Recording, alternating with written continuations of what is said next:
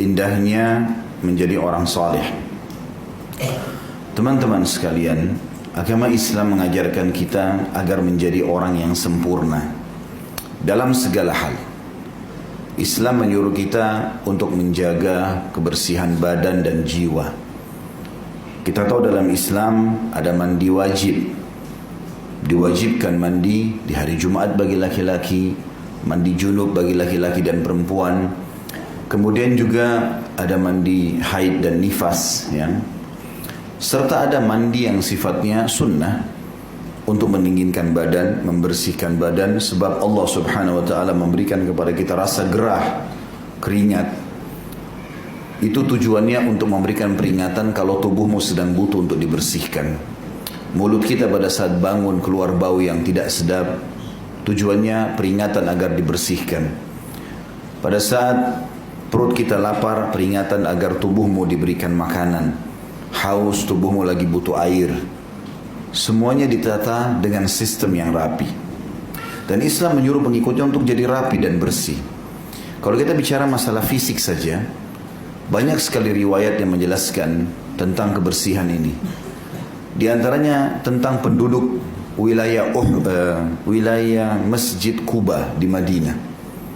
Allah Subhanahu wa taala menyebutkan tentang mereka, A'udzubillahi minasyaitonir rajim, lamasjidun ussisa 'ala taqwa min awwal yawmin ahaqqu an taquma fihi rijalun yuhibbuna an yatatahharu wallahu yuhibbul mutahhirin.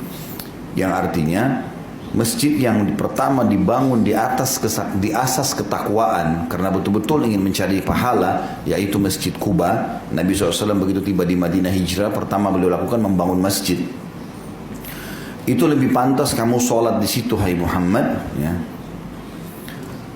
Dan di sekitarnya ada laki-laki yang suka bersuci, dan Allah suka dengan orang-orang yang bersuci. Apa maknanya tafsir ayat ini? Kata ulama, di sekitar Masjid Quba, mereka kalau bersuci menggabungkan antara istinja sama istijmar. Istinja itu istilah dalam buku fikih kita, kalau membersihkan diri dengan air. Kalau air tidak ada, kita menggunakan batu, namanya istijmar. Nah, dalam Islam kita pilihan. Kalau ada air ya sudah cukup. Ya, kalau tidak ada air baru pakai batu. Tapi penduduk sekitar Quba menggabungkan keduanya. Mereka sudah cebok dengan air, mereka pakai batu lagi. Dan Allah puji, Allah mengatakan fihi rijalun yuhibbuna an yatatahharu. Di sekitar Quba itu ada orang-orang yang suka bersuci, suka sekali bersih. Dan Allah menyukai orang-orang yang bersih. Kita tahu juga banyak riwayat, di antaranya Nabi alaihi salatu wassalam, beliau itu pernah satu kali oleh Ka'ab bin Malik radhiyallahu digambarkan. Jadi Ka'ab bin Malik ini kebetulan lagi ada di depan rumah baginda Nabi SAW dan bulan lagi terang, bulan purnama. Kalau kita biasa, kalau teman-teman sudah biasa puasa pertengahan bulan, Ayyamul Bid, puasa 3 hari setiap bulan, tanggal 13, 14, 15, biasanya 14, 15, 13, 14, 15 Hijriah ini bulannya terang. Ya, bulan purnama, kalau di Indonesia dikatakan bulan purnama, ya. Nah, di bulan ini, tepat pas bulan purnama, Ka'ab bin Malik lagi melihat bulan itu. Indah sekali menurut dia. Dia bilang, saya melihat ke bulan sangat indah. Padahal bulan cuma bulat ada cahaya, tapi Allah buat begitu, sangat indah. Tiba-tiba dia bilang, Rasulullah SAW membuka pintu rumah beliau, dan beliau selepas mandi, habis mandi, rambutnya disisir dengan rapi ke belakang, menggunakan jubah yang berwarna merah bergaris hitam. Maka aku pun melihat ke arah Rasulullah SAW, dan aku lihat bulan itu, aku temukan Rasulullah SAW lebih bagus daripada bulan itu. Karena tampannya, bersihnya. Para sahabat mengatakan, kami kalau berada di sekitar Nabi SAW, kami temukan bau yang wangi. Sampai terkadang kalau salaman, wanginya tertinggal 3 hari. Nabi SAW suka sekali bersiwak. Sampai dikatakan awal yang paling pertama beliau lakukan masuk rumah, bersiwak dulu. Supaya bau mulut interaksi sama orang tidak ada. Dan beliau mengatakan, kalau saya tidak beratkan umatku, aku akan suruh mereka bersiwak setiap kali mau sholat. Riwayat lain setiap kali mau wudhu. Selalu ada itu. Pernah ada sahabat, dalam riwayat lain masuk ke dalam masjid, rambutnya acak-acakan, berantakan, ya. Jadi tidak rapi. Kata Nabi SAW kepada para sahabat Nabi yang lain, beritahukan orang ini supaya dia keluar, sisir rambutnya dulu yang bersih, yang rapi, baru dia masuk ke masjid. Dan beliau mengatakan, man kana lahu syar falyukrimhu. Siapa yang Allah karunia rambut, dia harus menghormatinya, merawatnya. Kita tahu juga dalam Islam ada 5 fitrah yang harus dijaga. Kata Nabi SAW, 5 asas fitrah harus dijaga. Berhubungan dengan masalah fisik. Khitan, potong kuku, mencukur bulu ketiak, mencukur bulu kemaluan, ya. Ini dan mencukur kumis bagi laki-laki. Ada anjuran-anjuran berhubungan semua dengan masalah kebersihan, kerapian. Ya, dan ini banyak sekali tergambarkan di dalam kehidupan. Ini sedikit saya kasih gambaran. Begitu juga dengan kita lihat kalau di akhirat. Coba baca tentang surga. Semuanya keindahan, kebersihan, istana yang luas, pakaian dari sutra, gelang-gelang dari emas, semuanya yang mewah dan bagus gitu. Jadi kita di dunia memang dianjurkan juga untuk bersih. Allah suka dengan orang yang bersih, di akhirat pun begitu. Nah teman-teman sekalian, saya datangkan contoh tadi ini untuk memberikan gambaran kalau Islam memang menyuruh kita selalu bersih secara fisik. Begitu juga bersih secara jiwa. Secara jiwa, hati kita bersih.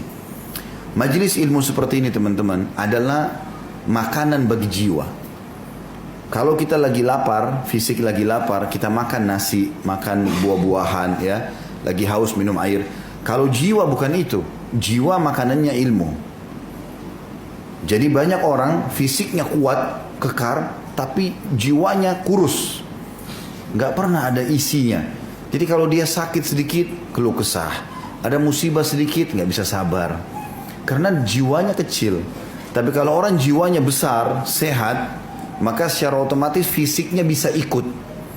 Orang kalau selalu punya ilmu syar'i yang bagus, dia belajar tentang keimanan, tentang akhirat, surga, neraka, nanti fisiknya ikut. Walaupun fisiknya kecil, walaupun fisiknya sakit, walaupun keadaannya miskin, bisa sabar. Karena jiwanya itu. Nah, bagusnya jiwa ini, yang akan mengatur juga bagusnya fisik, itu disilakan dengan kesolehan. Jadi kalau kita memperbaiki jiwa kita, semuanya baik. Jujur, amanah, tanggung jawab, tawakal, yakin. Banyak hal-hal yang merupakan sifat jiwa itu. Maka dia akan memperbaiki fisik kita secara otomatis. Gitu. Nah baiknya jiwa dan fisik ini, itu namanya kesolehan. Maka judul kita hari ini, indahnya menjadi orang soleh.